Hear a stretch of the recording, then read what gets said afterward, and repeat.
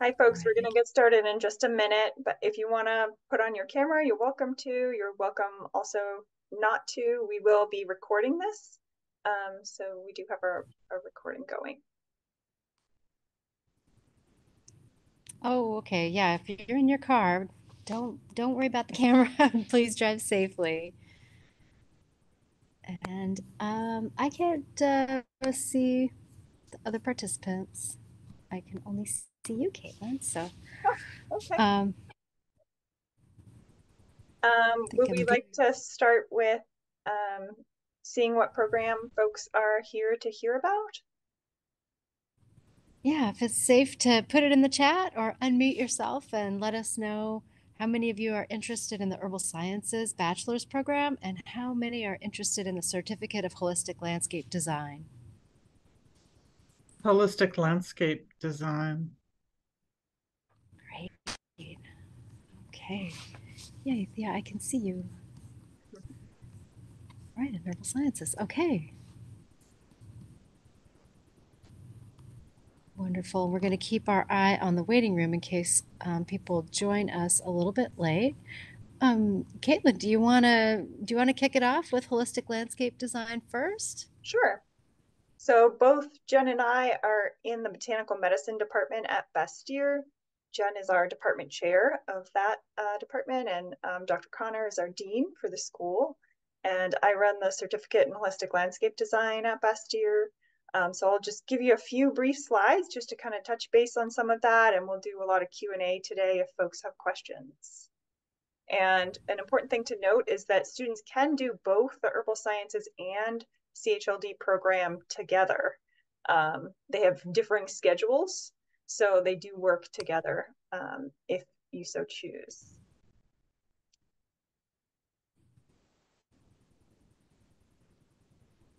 So I've got a few slides here for visuals. So the certificate program is 26 required credits. So you take about 6 credits per quarter. It's 1 year in length. We start in the fall, in the end of September every year, and then we end in mid-August every year.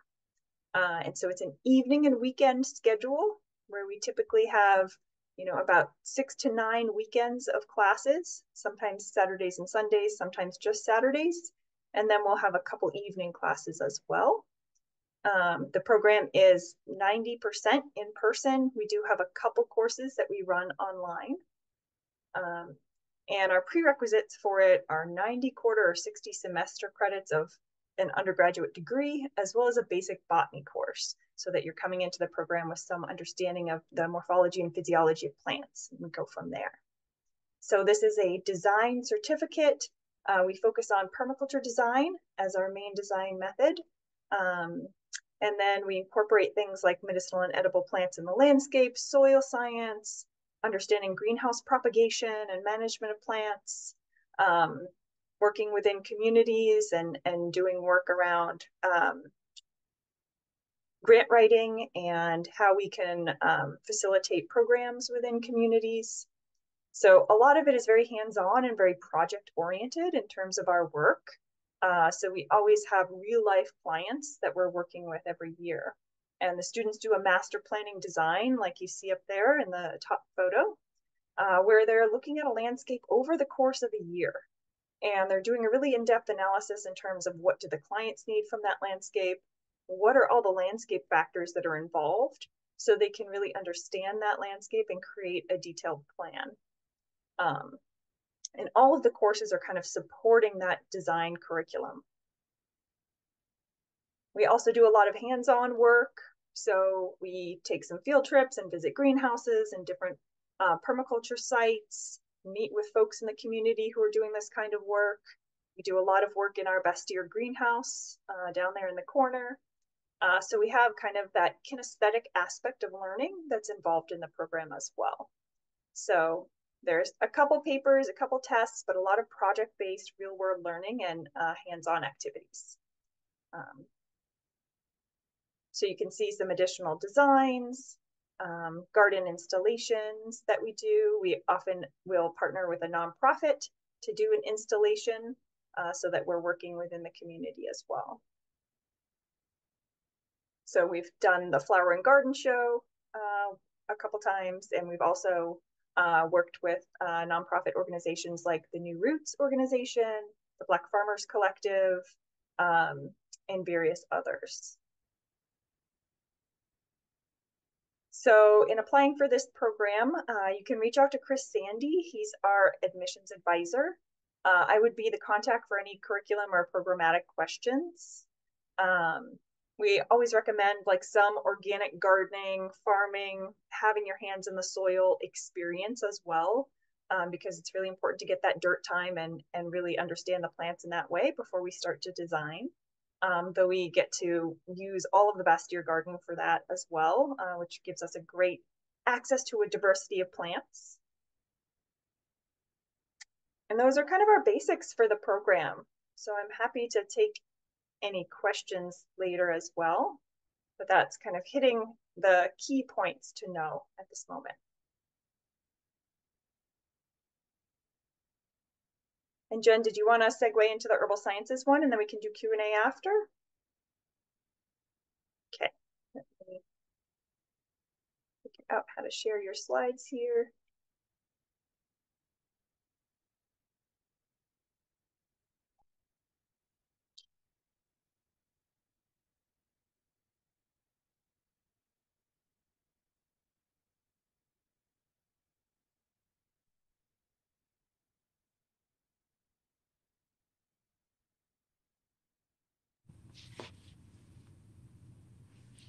Okay, thank you.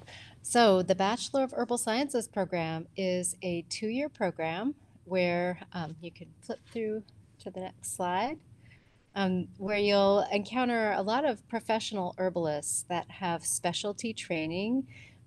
Myself, I'm the department chair for the Botanical Medicine Department, and I'm also one of the core faculty within this program.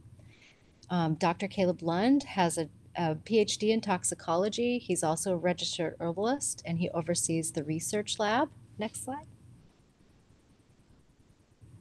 We have Crystal Hamby, who's a graduate of the program and has been working for the past 14 years overseeing medicine making and technique in our lab, coordinating our lab. And Nicole Telks, who's quite a famous herbal activist out there in the circuits, who worked for freedom of speech in herbal medicine and labeling. And she also is a founder of a pretty well-known school who oversees our garden and all of our growing, harvesting, processing, shipping, and more. So we have an active herb garden that's pretty extensive, and the students are involved in real-world growing, choosing, harvesting, processing, everything that you would need to know to be a very equipped member of the herbal industry. Next slide. And we have a couple others. Here we have Caitlin, the director of Holistic Landscape Design program, who also teaches in the Herbal Sciences program. So you would learn horticultural techniques and be basically getting your hands in the dirt with one of the top experts. And Eric Yarnell, who is a naturopathic doctor and perhaps one of the most famous naturopaths in herbal medicine for men's health and kidney disease in North America, quite possibly. Uh-oh. The room that I'm in just automatically shut off the lights. So, but he teaches herb drug interactions, and you'll get a chance to see how the business end of herbal medicine works through a couple of different lenses there. And the Herbal Sciences program, we are really focusing on the plant biology, chemistry, ethnobotany, working on product quality and efficacy. A lot of people learn how to use herbal medicine by reading books or watching YouTube or working with an apprentice or two or taking just a little class here and there. But at the end of the day, do you really know that your medicine is effective, that it has efficacy, and what the dose should be or how much herb is in each serving, so to speak? So we really want you to know the ins and outs of product development.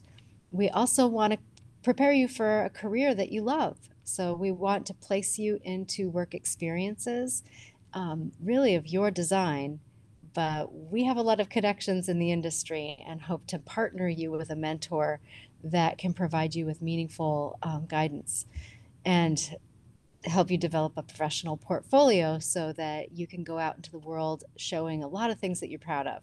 And that includes research that you do, original research, professional writing, botanical illustration, herbarium specimens, garden design, just all kinds of wonderful aspects of the herbal medicine industry that a lot of people don't realize are qualifications for great positions in the world. Next slide. So here is kind of small print to fit it all on one slide, but the training that you would go through completes a bachelor's degree. So you would transfer into this program with an associate's degree and finish up the final 2 years for your 4-year bachelor's degree. So this is all of the required classes. It doesn't list off the electives that we have. We really have a lot of wonderful electives, both broad and local in the area and in the classroom. Lots to choose from. But these are the required classes and kind of the order that you would take these classes in. So fall through spring of your junior year, you can see that each quarter you really have a heavy load of sciences and botany, really getting you a good, strong foundation for learning phytochemistry, formulations, and development of herbal medicines. The second year, really you spend a lot of time in the herb lab doing things and outside in the garden doing things. So making things and tasting and becoming very familiar with a lot of herbs, hundreds of herbs. It's a tough year because it's your last year and it's rather bittersweet, but every single class that you take is so relevant to the profession. So in the first year, you got a lot of basic sciences that seem kind of hard, but the second year, it's equally as hard, but it's all nourishing you in ways that we hope are the reasons you came to Bastyr. And you'll see in the spring quarter, your final quarter of your senior year, you do that herbal sciences practicum. We call it senior recess, where you have 6 weeks to go out immersing yourself in exactly the kind of job you hope to have. Next slide. Day to day, this is what your schedule might look like in winter quarter. So this is what our students are doing right now. So you can see that they don't have anything on Mondays. There's no column for Mondays. That's a study day or a free day. Some of our students have jobs on that day, but we try to have every quarter 1 day of the week for catch up and for personal business or for holding a job. But Tuesday, Wednesday, Thursday, and Friday, you can see that you're pretty busy in class. And the next slide has the seniors' winter quarter schedule. So it's pretty full days and a lot of time spent in the herb lab and outside in the greenhouse.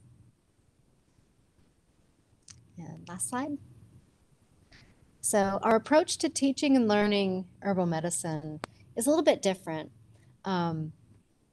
We really feel like there's so many different ways to learn herbal medicine that no one way is the right way. So yes, we're a science-based college, and we depend heavily on published research, evidence-based learning. But herbal medicine is a bit unique in that it has a long history of tradition with humans. So we can lean on that because the herbs are still being used in their traditional ways for the most part. Empirical evidence is what we see happening, what we prove to ourselves when we take the things that we make in our labs, when we apply things to our skin, and we really see things resolving and changing and feeling better. That's empirical. We're experiencing that firsthand, and personal use as well. So all of this together builds a strong foundation of learning herbal medicine and applying it. So there is no one way that's the right way, but the balance of all the different methods that herbal medicine is taught is the way we do it at Bastyr. Next slide.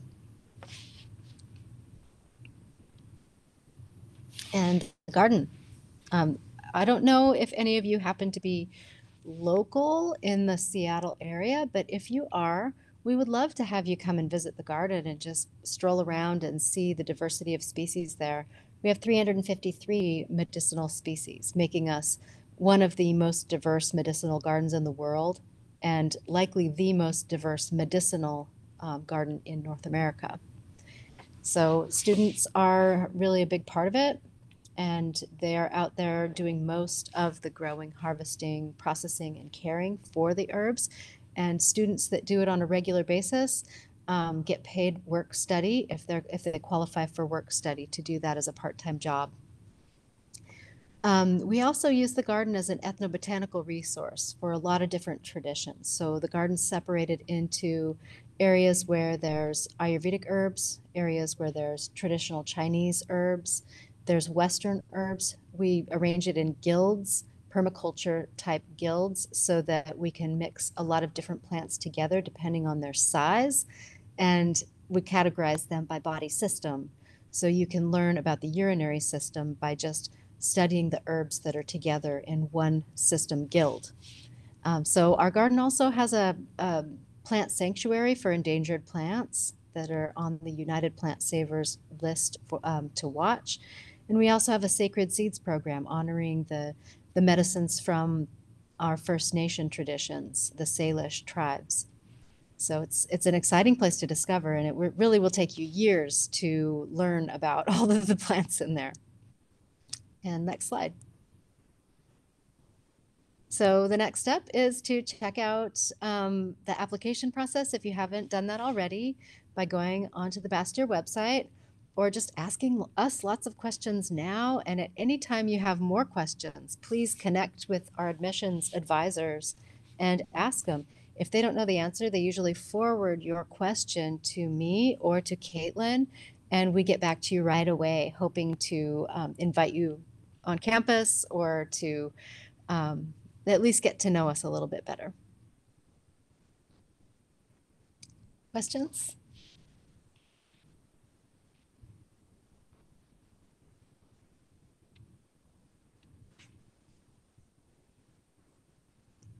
Check in the chat. All right. I feel like I need to walk around my room a little bit and see if the light comes back on. It's really dark in here.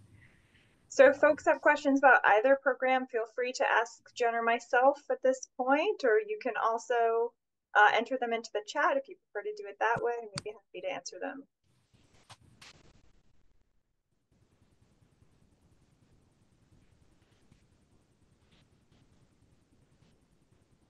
I have a few questions. Yeah, I didn't want to monopolize the conversation because I think I have a very distinct and individual situation. Caitlin, we talked a little bit last year. I was thinking of applying last fall, and we talked about I'm retired. I'm a master gardener. I have the background in growing and landscape management. I also have my bachelor's a while back.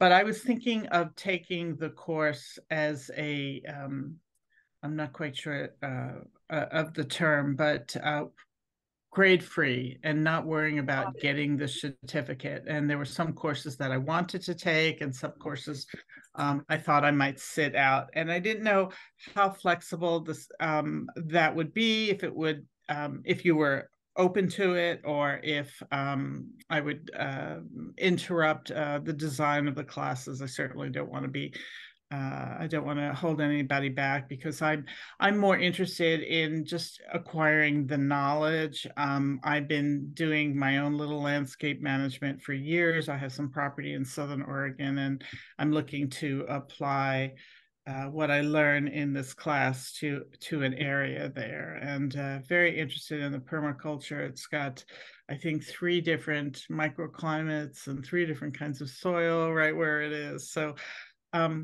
I just really wanted to be a fly on the wall, certainly participate in the activities, but the idea of doing an intern at a landscape design place, I don't need that.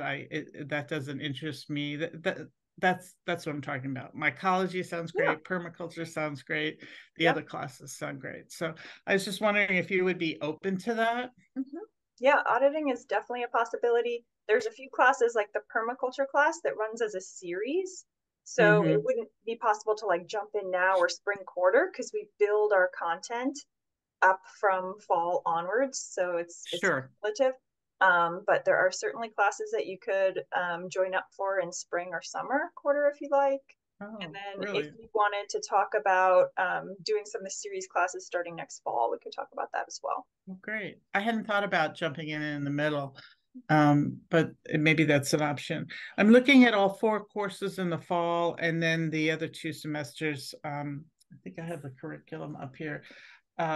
Just for the winter, the permaculture and the medicinal and edible plants, obviously, and then the spring, just the same thing. So not needing to go to the internship or the research and grant writing and things Yeah. like that. And mhm. Yeah, and if you I want have to email me and we go could ahead. set up a time to do like an Sure. advising appointment around that. Thanks. I just have one other question. What is the registration you normally get in that program, in the certificate program?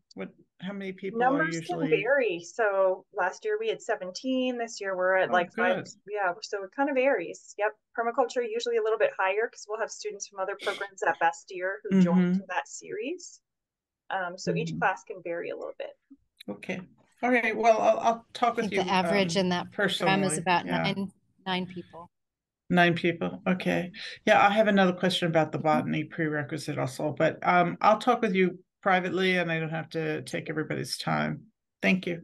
Thanks. Okay, I have a couple of other questions that came up in the chat. So, Shamika has a question. Does the program need to be completed within 2 years, or is it possible to take 1 or 2 courses until the program is completed?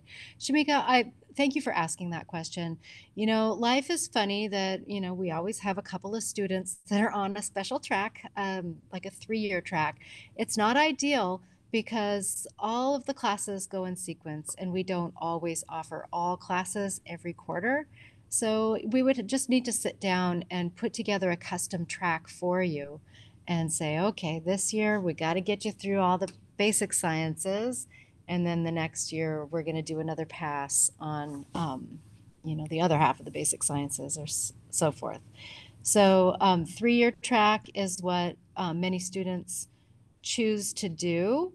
Um, it just means that we'll get to know you a little bit better and we'll match you up with a different group when you do your horticultural projects because usually you stay with the same group for 2 years in a row to be able to observe the seasons and the plantings and the harvests. But we can put you with a different group for that. So would have to look and see what works best for you. And Ariel, Ariel, um, is there assistance with temporary relocation to the area? I am not sure if we have student assistance for relocation. Ariel, where are you coming from? And I'm sorry if I'm not pronouncing your name right.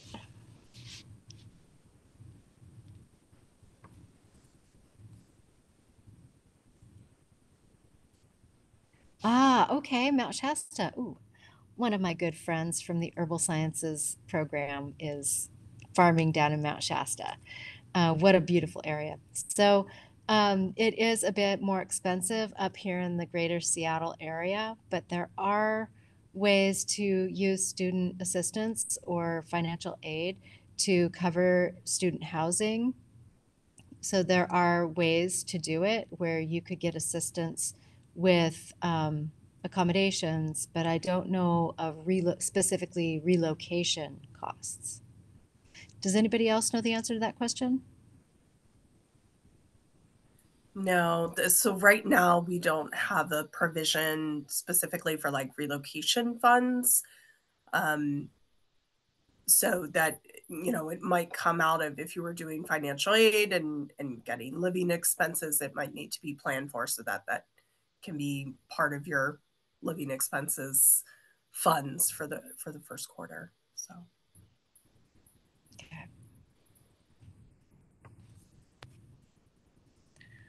Okay, how many are in the Bachelor of Herbal Sciences every year? So we usually see 12 to 15 per year coming in, and we kind of like to hover around in that area because our herb lab is rather comfortable with 12 to 15 students.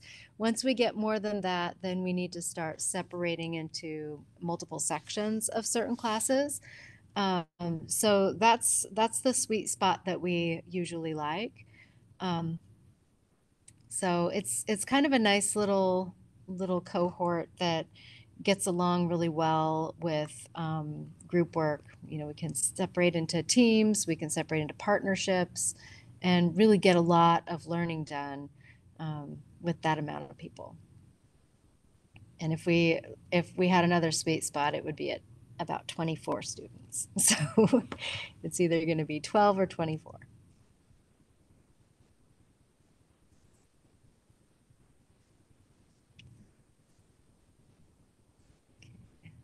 And Ariel, I saw you had a second part to your question there about qualifying for a work study gardening position. Both myself and Nicole, who's our garden manager, have work study students working in the garden and our student village area. And so many students, especially students coming into the herbal sciences program, would really benefit from being out there and spending more time with the plants. So I think you'd be a great candidate for that.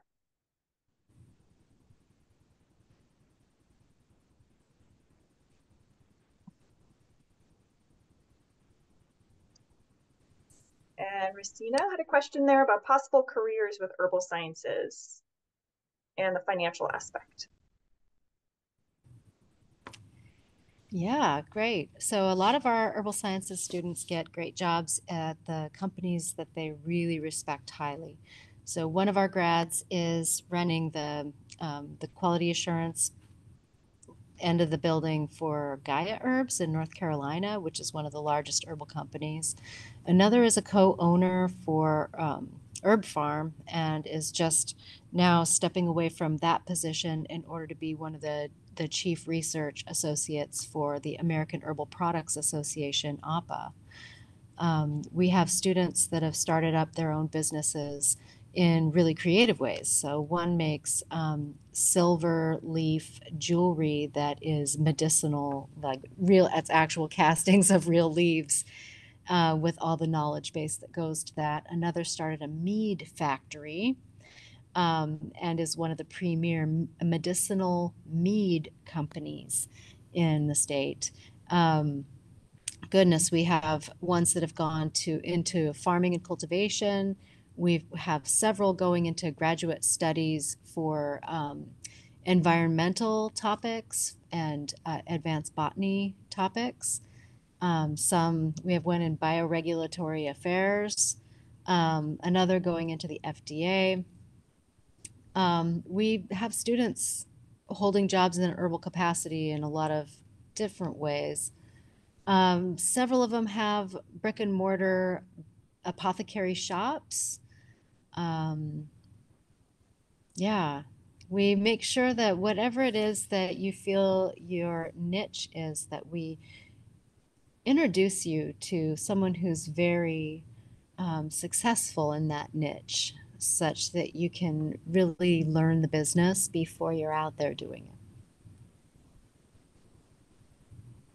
Oh, okay. Yeah, I mean, I'm really interested in learning about all of the plants, and the medicine aspect of it. I was looking into the financial aid and I'm just kind of scared of it all because I know I would have to take out loans and I'm just nervous about being able to pay them back. Or I know that I could get some financial aid, but I know I would still have to take out loans unless I could get some sort of grant or something. Yeah, loans are the reality for many of our students. And there are ways to have paying back your loans go at the pace that you are able to do that. So the financial aid is meant to be, set up in a way that people are successful with that. And the job that you get after is going to give you a higher rate of pay and hopefully a much higher rate of fulfillment doing what you love um, than you would if you didn't have a degree. Yeah. So I do know a lot of herbalists out there in the circuit, and they have a bit of a regret that they didn't do the sciences. They aren't able to understand the chemistry associated with herbs, or what's called the pharmacodynamics, is how herbal medicine actually works with the body, how it's effective. So having that foundation makes all the difference when qualifying for the higher paying jobs. And without it, of course, you could be an herbal consultant and you could grow and sell herbs and you could make products. But would you know that that was really the highest end, the highest aim for what you wanted to do? Right. Yeah. Yeah, that's I've thought about that too, how I really want to have a deeper understanding of the science behind it and kind of integrate the science with the spiritual part of herbal medicine. Um, yeah, I wanted to come next year, but I have my own kind of health problems with headaches and things, so I don't really know when I'll be able to resolve that. And right now, like the stress of school, I haven't been able to finish the chemistry classes and things. But yeah, I mean, I'm hoping that I'll be able to eventually. One of the And if I nice can things, add something in that area too, yeah. um, definitely, Racina, thinking about how to invest in your education, considering all of those options. We do offer some scholarships. It's not typically a huge portion of tuition, admittedly, but that is something that might contribute to kind of your financial aid package. We also have very, very low default rates for our graduates. So, even though a number of students, as Dr. Daisy said, do take out loans as part of for funding their education, they are, able to repay. So they're making incomes that would allow them to do that. Um, and so we're fortunate, that most of our graduates are successful on that level for the finances, as well as as she mentioned, also job satisfaction and just the really uniqueness of the program. I think places you in a different place, than maybe some other pathways, towards gaining areas of knowledge in herbal medicine. It is different because it's that kind of science piece too that does open up doors that say, herbal companies, nutraceutical companies, in a way that I don't always see that for folks who don't have more background in that area. So that helps Yeah, at it all. is a really unique program. I know I think I came to visit actually last summer, and I think the counselor was telling me that there aren't really any other programs like it except maybe one in Pennsylvania or something like that, but it's pretty much one of a kind the way that science and the plant medicine is merged together. You might be thinking of the one in Maryland. And they recently shifted their entire herbal program to online only. Oh, So, wow. So yeah. you're pretty much the only one. Yeah. Another thing that I wanted to tell you is just to speak to some of the health challenges that you've mentioned.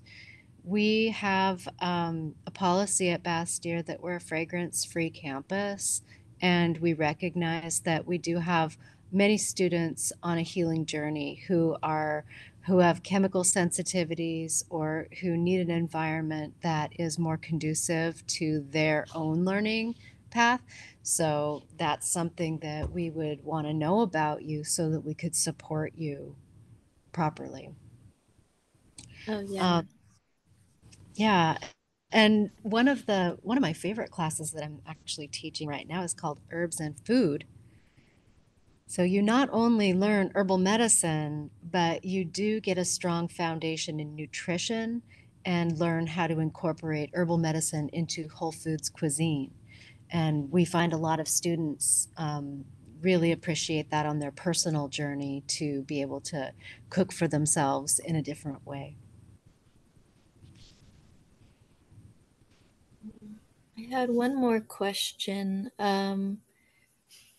Because I'm also interested in the naturopathic medicine, I'm curious how much overlap there is between the two programs.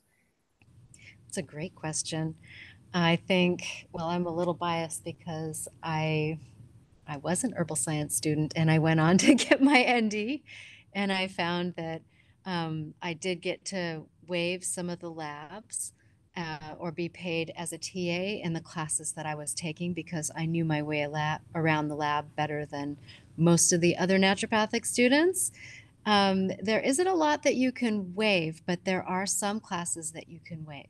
The naturopathic graduate program is really training doctors. It's naturopathic medical school, and it's really case-based and diagnostic and prescription-based.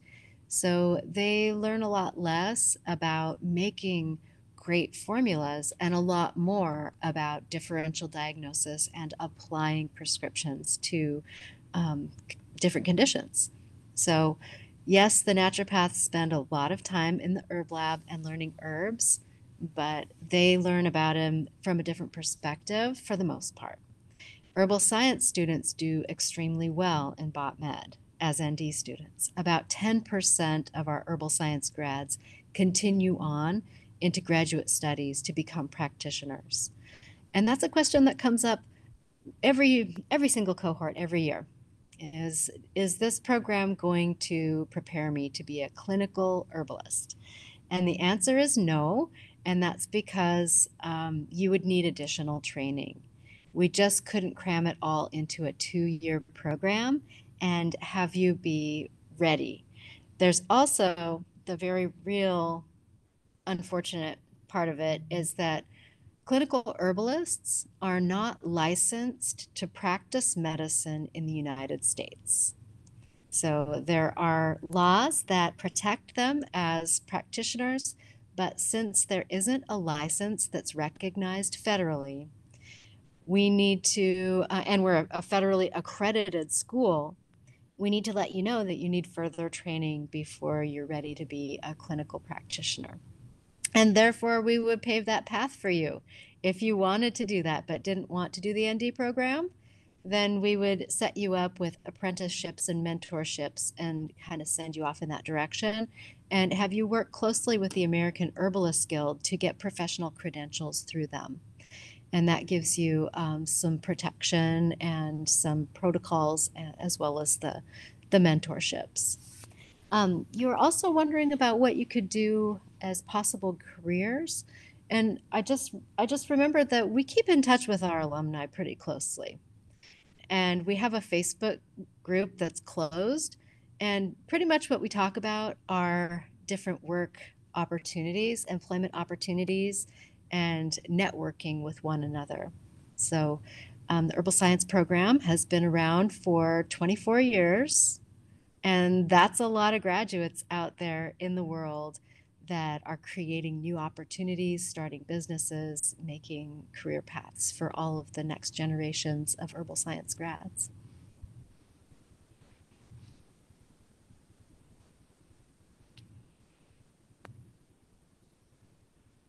Do we have any more questions from anyone else who's here tonight?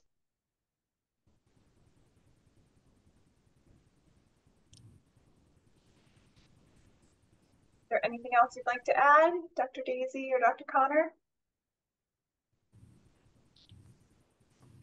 Like I said, I would love to meet you if you can come on campus or if you want to set up another Zoom and get your questions answered, sort of virtual face to face. That would be great. Otherwise, please get a hold of us through our admissions department and they can relay any specific questions to us at any time. Yeah. Thank you all for attending tonight, and anyone listening afterwards. Yeah, please reach out when you have more questions. Thank you. Nice meeting you all. You too, Racina. You too. Good night. Good night, everybody. Good night.